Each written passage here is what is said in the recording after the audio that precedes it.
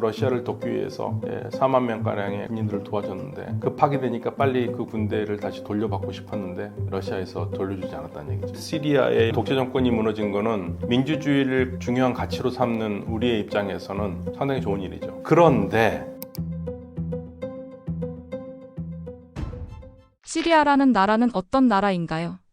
시리아라는 나라는 아마도 성경을 읽거나 아니면 고대 역사에 관심이 많은 분들은 한 번씩은 들어봤을 텐데 아시리아라고 있잖아요. 거기에서 나온 이름이에요. 아수르에서 나온 이름이고요. 오랫동안 시리아라고 그리스 사람들 그리고 로마 사람들이 그렇게 불러왔죠. 그게 이제 이름이 정착해서 시리아라고 그러고요. 아랍어는 수리아라고 합니다. 수리아. 네. 그런데 현대적인 국가로서 시리아가 시작된 것은 1920년대 프랑스 위인 통치령으로 시작합니다. 제1차 세계대전이 1918년에 끝나고요. 1920년에 국제연맹이라는 게 당시에는 있었습니다. 국제연합 말고요. 지금 국제연합이잖아요. 1차 세계대전 이후에는 국제연맹인데 국제연맹이 시리아 이 지역을 프랑스 너희들이 통치를 해도 좋다. 그래서 위인 통치를 하는데 위인 통치라는 건 뭐냐면 이 나라가 아직 나라로서 작동하기가 어려우니까 정상적인 국가가 될 때까지 프랑스가 쉽게 말하면 후견인이 돼서 프랑스가 좀 해봐라. 그리고 이 나라 사람들이 스스로가 국가를 이끌어갈 수 있으면 그때 넘겨줘라. 그게 위인 통치령이거든요. 2차 세계대전 때는 이제 신탁 통치란 말을 썼는데 이때는 위인 통치란 말을 썼습니다. 1920년에 시리아는 프랑스의 위인 통치령으로 시작해서 결국에는 1946년에 독립국가가 되는데요. 지금의 땅을 가지고 공화정으로 시작을 하죠. 1946년부터 공화정으로 시작해서 오다가 1960년대에 들어서 바트당이라는 게 있습니다. 아랍의 세속주의 그리고 아랍 민족주의 사회주의 이 이념을 가진 당인데요. 이 당이 거의 뭐 쿠데타죠. 거의 뭐 쿠데타라고 할 수 있는데 이들이 정권을 60년대 잡기 시작했고 여러 혼란을 겪다가 결국엔 1971년에 당시 국방부 장관이었던 하페즈 라사드가 집권을 합니다. 그래서 1971년에 대통령이 돼서 2000년까지 시리아를 다스렸고요. 2000년에 세상을 떠난 다음에는 원래는 자기의 큰아들을 후계자 교육을 시켰는데 교통사고로 죽어요. 그래서 이제 별로 준비가 되지 않은 형이 있기 때문에 난 대통령이 될 거라고 생각 안 했던 둘째 아들 바샤르 아사드가 원래 안과 의사거든요. 그래서 영국에서 살기도 했고 이 사람이 2000년에 대통령이 됩니다. 그러니까 이 시리아라는 나라가 얼마큼이나 강력한 독재 국가냐면 엄혹한 독재 국가냐면 그런 말이 있을 정도예요. 시리아에 있는 개는요 국경을 넘어가야 짖는다. 무서우니까. 네. 그 정도로 국민들을 철저하게 통제를 하는 국가였고 비밀 경찰이 굉장히 득세하는 곳이죠. 그러니까 누가 비밀 경찰인지 모르는 거예요. 예. 저도 이제 다른 나라 갈 때보다는 시리아 갈 때는 굉장히 긴장하면서 들어갔거든요. 일단은 우리나라 대사관이 없고 대단히 독재 국가라는 걸 알고 있었기 때문에 비밀 경찰도 많고 말 조심해야 되고. 바샤르 아사드가 2000년에 집권한 다음에 사실 국민들은 굉장히 기대를 많이 했어요. 아버지하고 좀 다를 것이다. 그리고 본인 스스로도 나는 안과 의사고 안과 의사라는 게 뭐냐? 아픈데 고치는 거 아니냐? 우리 시리아 어디가 아픈지 알고 있다. 내가 잘 고치겠다. 그 말이 사람들이 열광을 했죠. 기대했죠. 그렇지만 결국에는 높은 기대는 아주 큰 실망으로 바뀌었고요. 궁극적으로. 그래서 사람 고치는 의사에서 사람 잡는 의사가 된 거예요. 그러니까 독재를 해야 되니까. 근데 왜 독재를 하느냐? 이 권력 기반이 약해요. 정당 바트당이 있긴 하지만 사실상 하페즈 라사드라든지 아버지도 그렇고 자기 아들 바샤르 아사드의 정권의 기반은 군에 많이 들어와 있는 자신들과 같은 종파, 시아파 중에서도 약 소수인 알라위라는 파거든요. 원래 시리아는 압도적인 순니 국가예요. 압도적인 순니 국가인데 하페즈 라사드부터 알라위라는 소수 중에 소수파가 정권을 잡은 겁니다. 근데 이들은 자기 종교 색깔을 내진 않았지만 여기에 대해서 당연히 이제 여러 가지로 정치를 잘했으면 불만이 없었겠지만 종교를 기반으로 해서 순니파라든지 이런 사람들이 불만을 표시할 수밖에 없잖아요. 근데 그들이 표시를 할 때마다 굉장히 강력하게 진압을 했어요. 물론 진압당한 사람들이 순수한 야당이라고 볼 수 없는 사람들도 있어요. 예를 들면은 순니 극단주의자들도 있었거든요. 그러니까 순니 극단주의자들 테러 분자로 몰아서 정리하기가 상당히 좀 용이했죠. 근데 굉장히 잔인했어요. 굉장히 잔인했고 그러다 보니까 이제 국민들이 불만이 많았는데 이 불만이 2011년에 중동 세계를 휩쓸었던 아랍의 봄 때 시리아도 결국에는 주민들이 일어나게 된 거예요. 근데 사실은 시리아는 일어나지 않을 거라고 봤거든요. 일어난다 하더라도 뭐 워낙 정부가 강력한 정부이기 때문에 쉽게 진압할 거라고 봤는데 여전히 처음에는 그냥 쉽게 진압이 됐어요. 그런데 이제 문제는 어디서 터지냐면은 우리로 치면은 수도에서 남쪽으로 떨어진 도시니까 저쪽 뭐 평택 정도? 평택이나 뭐 그런 정도의 수도에서 떨어진 곳에서 다라라는 곳이 있거든요. 이 다라라는 남부의 도시에서 당시에 아랍 세계를 뒤흔들던 구호들이 있어요. 정권 타도 뭐 이런 구호들이 있었고 그때 이제 시리아의 그 10대 청년들이 벽에다가 낙서를 합니다. 10대 소년들이 정권 타도라는 낙서도 하고 그 다음에 의사 선생 다음은 당신 차례야 이런 얘기를 해요. 의사 선생이라는 것은 대통령을 가르치는 말이고요. 바샤르 아사드 당신 차례라는 것은 튀니지에서 24년 독재 정권이 무너졌어요. 아랍의 봄 때. 네, 그리고 바로 이어서 30년 이집트의 무바라크 정권이 무너졌거든요. 그리고 1년 후에는 그때 또 리비아에서도 흔들흔들거리면서 결국에는 1년 후에 리비아의 42년 까다피 독재 정권이 무너졌거든요. 그러니까 이런 식으로 정권이 막 무너지고 있으니까 시리아 사람들도 이젠 우리도 할 수 있다. 그런 뜻을 담은 거죠. 근데 물론 그 소년들이 뭐 그런 조직이 있거나 시위를 주도하거나 뭐 그런 아이들은 아닌데 낙서를 했고 그리고 이제 그들을 경찰이 잡아갔고 가두니까 부모들이 항의하고요. 그러니까 부모들을 잡아갑니다. 그러면서 계속 항의하니까 계속 잡아들였고 그러다가 13살 먹은 소년이 그러한 시위 진압 중에 사망을 해요. 그게 이제 촉발이 돼서 주민들과 그리고 이 시위가 이 지역을 넘어서서 각지로 퍼져나가면서 결국에는 내전으로 들어가게 된 거죠. 그게 이제 내전이 지난 2011년 여름부터 본격화가 되기 시작해가지고요. 무려 13년을 끌어온 거고 그 13년의 내전이 지난 12월 8일 수도 다마스쿠스가 반군에 함락되면서 끝난 거죠. 시리아 내전이 내전에서 그치지 않고 국제전으로 번지게 된 배경은 뭔가요?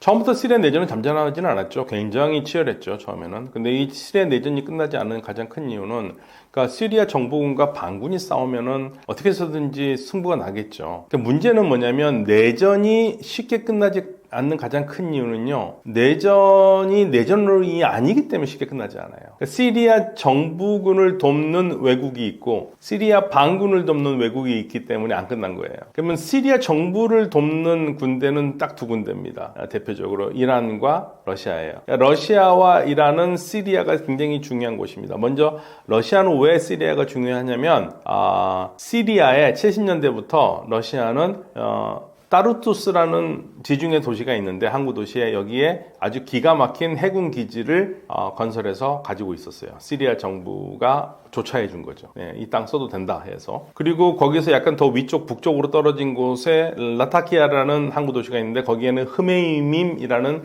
곳에 공군 기지를 운영하고 있었어요. 러시아 군대가 해군이 흑해에서 출발해서 지중해에서 작전을 한 다음에 쉴 수 있는 곳이죠. 배도 수리하고 굉장히 중요합니다. 해군기지는 유일한 해군기지거든요. 그러면 여기에서 중동 그리고 나토와 대항할 수 있는 거고요. 왜냐하면 시리아가 바로 튀르키예하고 붙어 있기 때문에 그리고 아프리카까지 진출할 수 있는 전략적으로 대단히 중요한 곳이에요. 만약에 여기를 놓친다면 러시아 해군은 흑해에 갇혀요.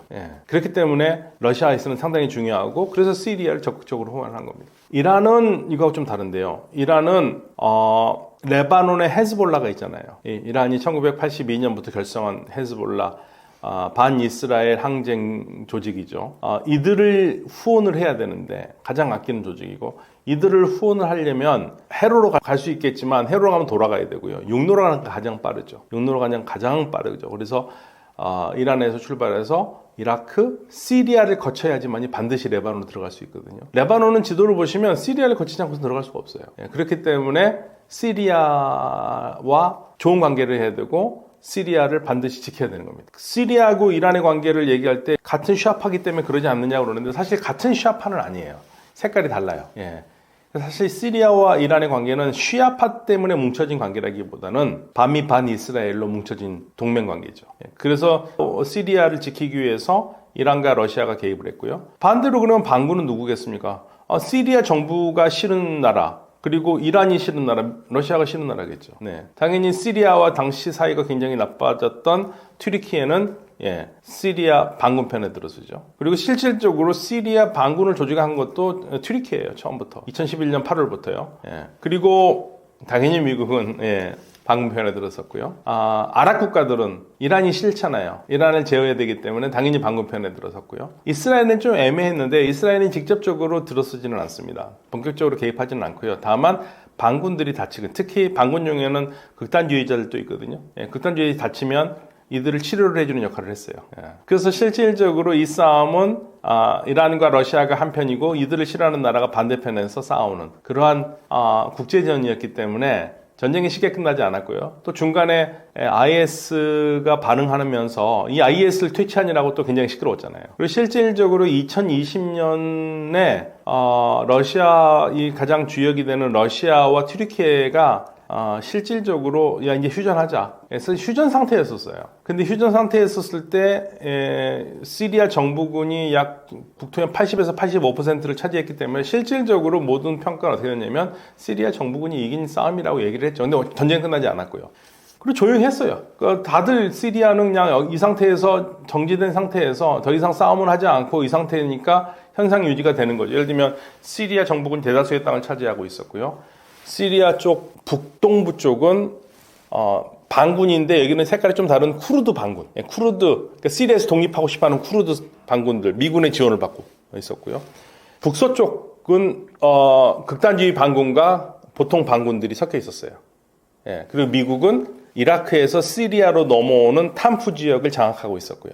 이런 식으로 거의 지도가 고착된 상태였기 때문에 내전은 이제 거의 실질적으로 끝났다고 생각을 하고 있었었죠. 시리아 반군의 세력이 하나가 아니라 다양하다는데 그중 어떤 세력이 전쟁을 주도한 건가요? 네, 그러니까 시리아 반군은 어마어마하게 다양합니다. 그러니까 예를 들면은 이제 신문 기사를 보시면은 영어로 보시는 분들이나 한글로 보시는 분들은 정신 없으실 텐데요. 제가 이제 정리해 드릴게요. 그러니까 시리아 정부군은 보통 영어로 SAA로 표기됩니다. 시리안 아랍 아미예요. 시리아, 그러니까 SAA. 그다음에 반군은 크게 세 가지로 생각하시면 될 것 같아요.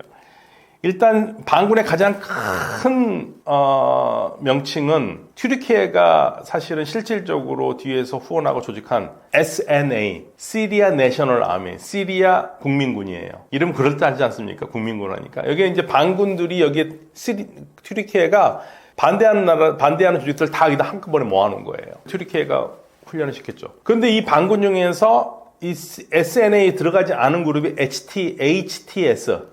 아까 말씀드렸던, 제가 이제 굳이 원어를 다 말씀 안 드린 건데, HTS는 시리아 해방 조직이에요. 해방기구.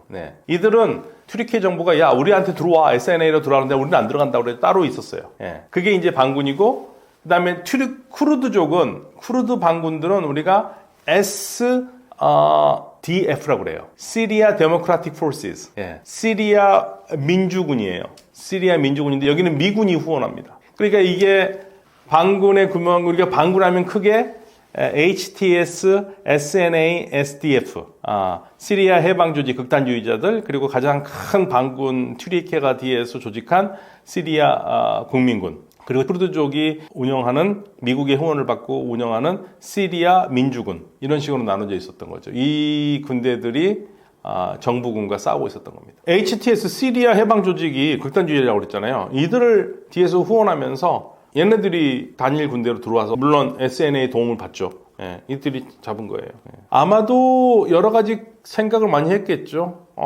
이들 조직을 점 찍은 것 같아요. 또 미국도 어느 정도 그냥 묵인한 것 같고요. 왜냐면 미국으로서는 당혹스러운 게 이 HTS 조직도 그렇고, 조직은 미국 정부가 지정한 테러 조직이에요. 그리고 이 줄라니도 미국 정부가 현상금을 붙였습니다. 이에 목숨에 $10,000,000가 붙어 있어요. $10,000,000의 현상금이 붙어 있는 테러범이에요. 그러니까 이게 말이 안 되는 일이죠. 테러범이 이끄는 테러 조직이 시리아를 지금 튀르키예의 도움으로 장악한 겁니다. 우리가 알다시피 시리아의 정신을 틀 틈이 없었던 게, 일단 시리아가 안정적으로 균형이 이루어져 있었기 때문에 큰 일이 없을 거라고 생각을 했고, 모든 관심은 2023년 10월 7일에 발발한 이스라엘 하마스 전쟁에 가 있었잖아요. 그리고 이스라엘 하마스 전쟁에서 이스라엘이 어느 정도 하마스를 정리했다고 생각한 시점에서 올 9월부터 레바논에 대한 공격을 굉장히 강력하게 했지 않습니까? 그래서 레바논에 자리 잡고 있는 헤즈볼라가 엄청난 타격을 입었어요. 뭐 거의 지도부는 다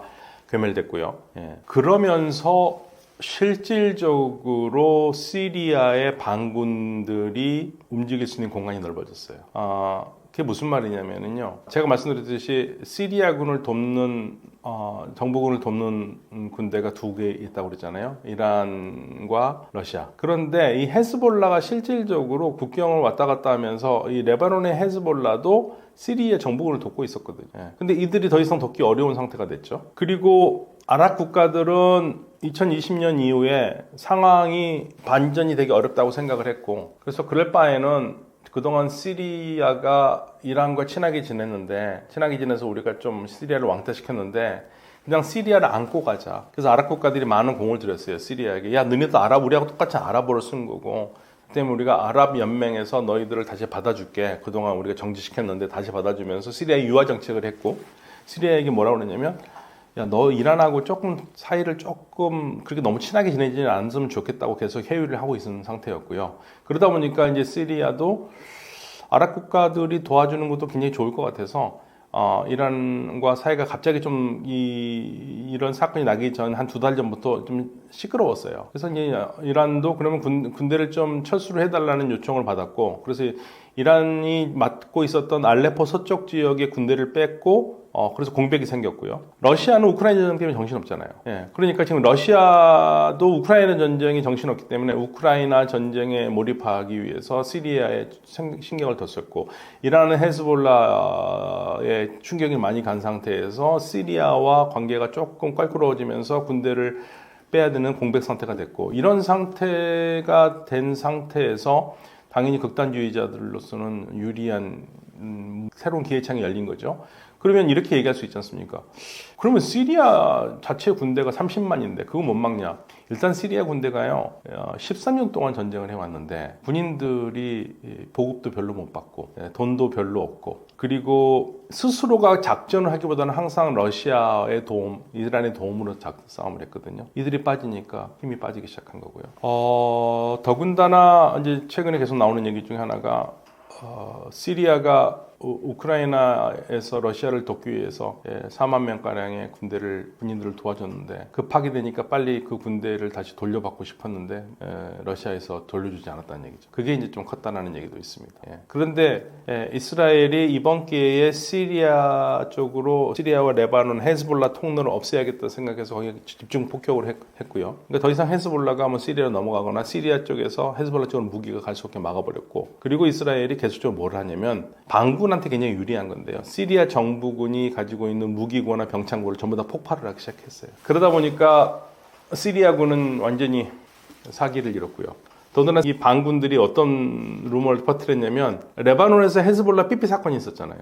그것처럼 야, 니네 워키토키에 네 무전기에 다 폭파 있어, 막 이런 식으로 소문을 터뜨리니까 얘네들도 이제 시리아 정부군도 무섭죠. 여러 가지 심리적인 하면서, 그러다 보니까 반군이 별로 힘 안 들이고 알레포를 3일 만에 점령하고 11월 29일에 점령하거든요. 29일에 점령하고, 그리고 나서 거의 10일 만에, 12월 8일인 10일 만에 다마스쿠스를 점령했으니까요. 이스라엘이 도움도 컸죠. 그래서 이제 네타냐후 총리가 뭐라고 그랬냐면, 반군이 승리한 건 우리 덕분인 줄 알아라고 얘기한 거예요. 물론 그 뒤에는 튀르키예의 열띤 후원이 있기 때문에 가능했습니다. 시리아 내전이 우리나라에는 어떤 영향을 미칠까요? 일단은 이번 시리아 내전을 한번 평가를 해보면은요, 첫 번째로는 54년 독재 정권이 무너진 거는 민주주의를 중요한 가치로 삼는 우리의 입장에서는 상당히 좋은 일이죠. 어떤 나라도 독재를 하는 정권을 유지한다는 것은 우리가 지지할 수는 없죠. 북한도 마찬가지고요. 그래서 우리 국민들의 아주 뛰어난 민주의식을 생각해보면 민주주의, 인권, 이걸 최상의 가치로 하는 아주 중요한 나라지 않습니까? 우리나라는 이게 가치들이. 그래서 그런 입장에서는 시리아의 정권 붕괴, 독재 정권 붕괴는 환영할 일입니다. 그런데 우리가 전 세계의 민주주의를 가르치는 교사 역할은 아니니까 사실 국제관계는 냉혹하거든요. 우리가 따져봐야 될 것은 앞으로 전개될 시리아의 여러 상황들이 우리에게 유리할 것이냐 안 할 것이냐, 이게 중요해요. 사실은요. 큰 의미에서 민주주의의 복원이 중요하긴 하지만 실질적으로 우리의 경제는 민주주의로만 되지는 않거든요. 그래서 그건 이제 우리나라만 열심히 민주주의 하는 게 굉장히 먼저 중요하고요. 다른 나라의 관계에서는 우리가 민주주의 잣대를 들이대면은 무역할 수 없는 나라들이 대다수예요. 그 민주주의 잣대되고 어떻게 우리가 무역하겠습니까? 그러니까 이건 그냥 순전히 개인적인 소외고 우리가 순전히 이상적인 면에서는 시리아 민주주의가 복원되기를 바라는 거죠. 새로운 정권이 민주주의를 복원할 수 있을 것인가? 그건 기대하기 어렵습니다. 현재로서는. 그리고 그렇게 되려면 상당히 오랜 기간 걸릴 거예요. 왜냐하면 그러한 문화가 제대로 성립되지 않았어요. 제가 이런 얘기를 하면 굉장히 반대하시는 분들도 있는데 우리나라가 민주주의가 성공했던 이유 중에 하나고요. 저는 그걸 어떻게 생각을 하냐면 야당 지도자들이 건재했기 때문에 가능했다고 봐요. 국민들이 야당 지도자들을 믿었던 거죠. 과거에 군사독재 정권 시절에도 김대중, 김영삼이라는 두 분의 지도자들을 믿고 그들의 후원을 했고 지지를 했기 때문에 민주주의를 세우는데 중요한 역할을 이분들이 했습니다. 그런데 시리아나 중동 국가들은 대체적으로 그러한 지도자들 자체가 없어요. 그렇게 보면은 그들의 독재가 더 잔인했다고도 볼 수 있죠, 우리보다. 예, 더 잔인했다고 볼 수 있는데, 아예 거기는 그러니까 정권이 무너지거나 정권이 유태로우면 국민들이 지지할 수 있는 지도자가 있어야 되는데, 시리아 내전이 생긴 가장 큰 이유가 뭐냐면, 정권이 이렇게 문제가 됐는데, 이들을 대체를 해야겠는데, 국민들의 공감대를 이끌어낼 그러한 지도자가 없었던 거예요. 그래서 미국도 그때 어떻게 생각했냐면, 적어도 1년이나 2년 그러한 지도자를 만들어야 된다고 생각을 했었어요. 이게 가장 큰 차이예요. 예. 그래서 시리아에서 과연 그러한 민주주의적인 지도자가 나올 수 있을까는 별개의 문제입니다. 그러면 이제 우리 경제는 어떻게 할 것인가? 제가 말씀드렸듯이 민주주의가 중요한 가치이긴 하지만 경제 측면에서 민주주의를 모토로 해서 경제를 한다? 이거는 자선행위입니다. 예. 그러면 세상에서 몇 나라 안 돼요. 우리가 무역할 나라란. 예. 그래서 이제 시리아화가 안정이 돼서 우리가 이쪽 시장에 진출했으면 좋겠지만 지금 현재로서는 시리아는 재건 시장이 열렸다고 정권이 안정되면 재건 시장이 열리겠지만 어차피 우리가 재건 시장에 들어가기 쉽지는 않습니다. 튀르키예가 아마 대체적으로 재건을 다 할 것 같고요. 우리가 시리아를 중요하게 보는 거는 시리아가 제가 말씀드렸듯이 중동의 지정학적으로 굉장히 중요한 위치가 있기 때문에 이 나라가 흔들리면 중동 전체의 정치적 파급 효과가 크기 때문에 그 부분을 주시하는 거죠. 다행히 시리아가 산유국이 아니기 때문에 우리가 이쪽에 석유가 나긴 납니다만 별 의미가 없죠. 산업적으로는 별 의미가 없는 석유가 나죠. 사실은 수출하는 게 아니니까. 그래서 우리가 이쪽에서 석유를 들여오는 것도 아니기 때문에 그나마 다행이긴 하는데 다만 시리아의 정치적인 상황은 주변 국가에 영향을 미치기 때문에 우리가 면밀히 주시는 해야 되는 그래서 주변 정세를 파악하는데 중요한 시험대가 될 것 같아요. 중동에서 유독 전쟁이 많이 일어나는 이유는 무엇인가요? 중동에서 전쟁이 많이 나는 이유 가장 큰 건 석유죠. 석유 없는 중동은 아프리카와 같다. 이게 전 나토 사령관을 지냈던 미국의 웨슬리 클락 장군이 한 얘기입니다. 사실 왜 미국이 중동에 개입하느냐? 석유 때문에 그렇다 이거죠. 전 세계는 왜 중동에 관심을 갖습니까? 석유 때문에 그렇죠. 우리도 마찬가지고요. 우리가 하루에 쓰는 석유의 70%가 중동에서 들어오는데요. 우리가 우크라이나 전쟁 나기 전까지는 처음으로 중동에서 수입한 석유가 60% 아래로 떨어졌었어요. 처음으로. 아주 소수긴 하지만. 다시 우크라이나 전쟁 나면서 70%로 늘었거든요. 그러니까 중동은 여전히 우리가 대체 불가능한 석유 자원 시장이에요. 당연히 그러니까 모든 나라가 우리나라만 그런 거 아니죠. 전 세계가 그러다 보니까 또 그리고 이 중동 지역으로 통해서 많은 교육이 이루어지고 있기 때문에 호르무즈 해협도 그렇고 바블 만답도 그렇고 석유 통로로도 중요하고 물류 통로로도 중요하고 그러다 보니까 중동에서는 이러한 이권을 지키기 위한 국가들이 다툴 수밖에 없는 거고 그래서 전쟁이 많이 일어날 수밖에 없고요. 또 다른 측면에서 내부적인 상황을 보자면 이쪽이 아직 근대 국가로서 완전히 안정적으로 자리를 잡지 못했어요. 가장 큰 이유는 소수민족 문제가 굉장히 큽니다. 예를 들면 쿠르드족 문제만 들어볼까요? 시리아, 이라크, 이란, 튀르키예에 걸쳐서 네 나라에 걸쳐서 살거든요. 그러니까 걸쳐 사는 게 아니라 이들이 살고 있는 땅을 네 나라가 나눠 가진 거예요. 3천만이 됩니다.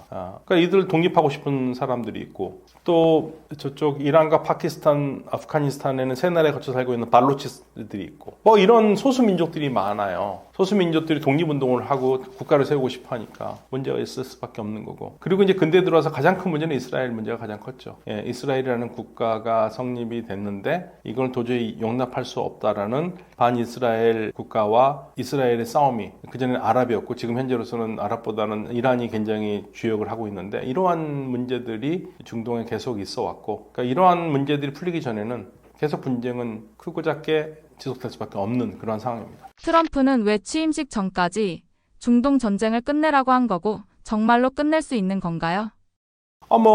끝낼 수는 있죠. 일단은, 이스라엘과 하마스 전쟁을 공식적으로 끝나지 않았는데 지금 협상이 왔다 갔다 하고 있으니까 제가 봤었을 때는 먼저 이스라엘 헤즈볼라가 휴전을 했잖아요.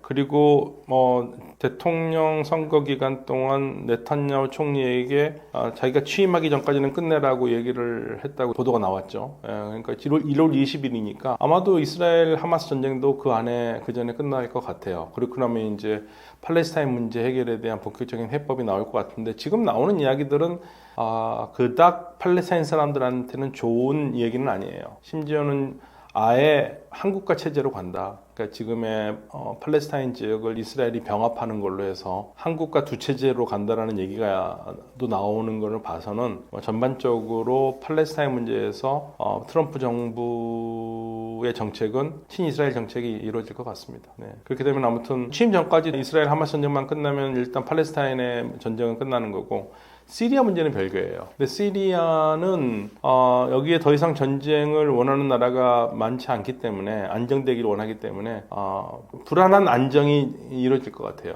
특히 이제 튀르키예가 어떻게 해서든지 시리아 정부의 영향력을 계속 발휘하면서 이쪽에 정세를 주도할 것 같은데 이제 여기에서 가장 큰 문제는 실질적으로 반군과 정부군이 문제가 아니라 튀르키예와 쿠르드 반군의 문제예요. 쿠르드를 튀르키예는 눈에 가시로 여기고 있거든요. 왜냐하면 시리아에 쿠르드 자치 정부가 들어선다면 바로 붙어있는 튀르키예의 쿠르드에게 막대한 영향을 끼친다고 보고 있기 때문에 튀르키예 정부는 사실 구체적으로 시리아의 쿠르드 반군과 튀르키예에 있는 쿠르드 반군이 연계되어 있다고 봐요.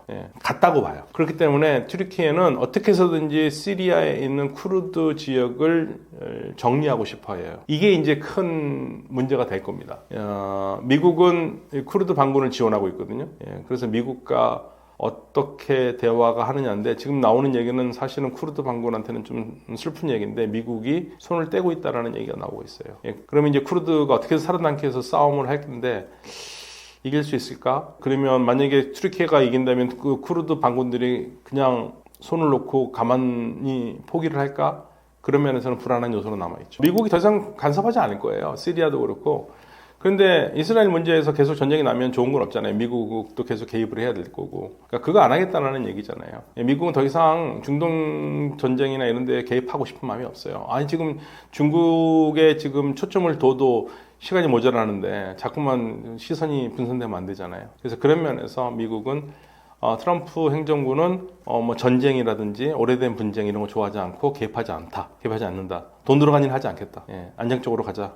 그런 입장이죠. 그리고 만약에 이쪽이 안정이 되지 않아서 전쟁이 계속된다면 예를 들면 이스라엘과 이란의 관계가 나빠져서 전쟁이 더 격화된다면 미국은 당연히 이스라엘 편을 들겠죠. 그 얘기 많이 했고 지금 사실은 트럼프 행정부에서 이란의 핵시설을 때리겠다는 얘기도 있는데 또 이란도 어떻게 나오냐면 그러면 우리 주변 국가들 전부 다 공격하겠다. 특히 최근에 이란 쪽에서 나온 얘기가 카타르에 있는 모든 가스시설을 다 폭파해버리겠다 이런 얘기까지 나오고 있거든요. 만약에 그런다면 이쪽 지역이 어떻게 되겠습니까? 전 세계 가스 공급에 문제가 생기죠. 엄청난 혼란이 생기고 그렇기 때문에 전쟁을 하지 않고 안정적으로 가는 방향이 세계 경제에 좋죠. 미국에도 좋고요. 자원이 넘쳐나는 중동은 전쟁만 아니라면 발전 가능성이 높은 곳일까요?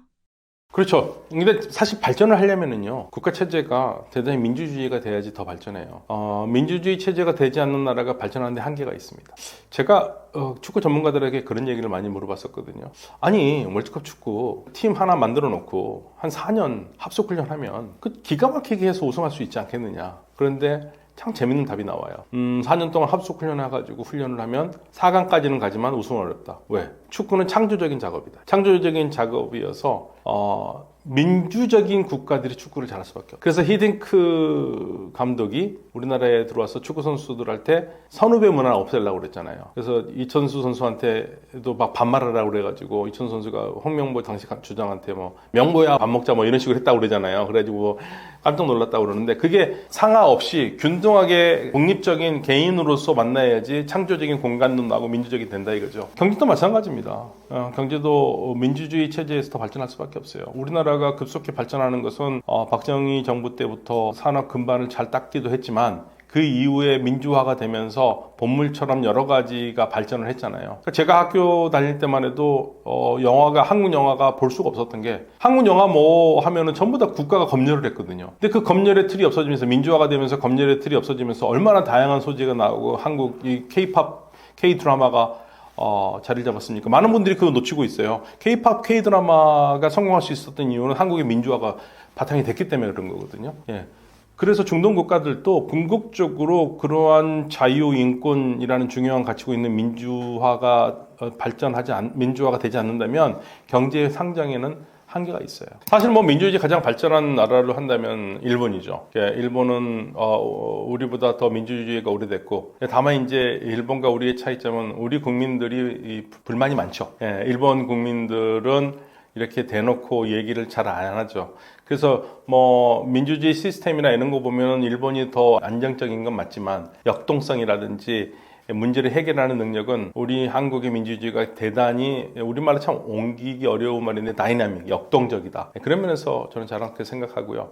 제가 이번에 탄핵 사건을 보면서, 탄핵 가결을 보면서 굉장히 뿌듯했던 거는 우리 젊은 세대들, 특히 MZ 세대라고 하는 세대들의 그 열정적인 모습을 보고 우리나라 희망이 있구나 느꼈습니다. 너무 훌륭해요. 그렇죠. 지금 중동 국가들을 제가 공부를 해보면 가장 큰 문제는 자원이 아니라요, 국민 의식 문제예요. 그래서 국민 교육이 더 필요한 상황이 됐죠. 그러니까 우리는 너무나 아무것도 없었기 때문에 가난했잖아요. 어떻게 해서든지 뭘 성공해보려는 노력들이 있었고 그 안에서 여러 가지 부조리가 생겼지만 그 부조리를 민주주의라는 것으로 자꾸만 여전히 바꿔가는 과정이고, 근데 중동 국가들은 자원이 있다 보니까 국가가 베푸는 혜택을 국민들이 그냥 받아들이는데 급급했고, 그러면서 국민 스스로가 뭔가를 만들어내는 힘이라든지 창조적으로 할 수 있는 그러한 기반이 별로 없었어요. 제가 사우디아라비아에 가서 최근에 작년, 재작년 계속 갔었을 때 느꼈던 것 중에 하나가 이 젊은 사람들이